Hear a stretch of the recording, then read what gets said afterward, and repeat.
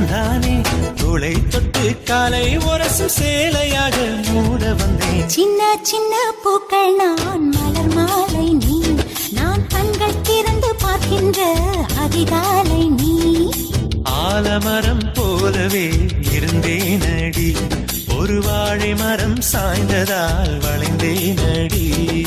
நானா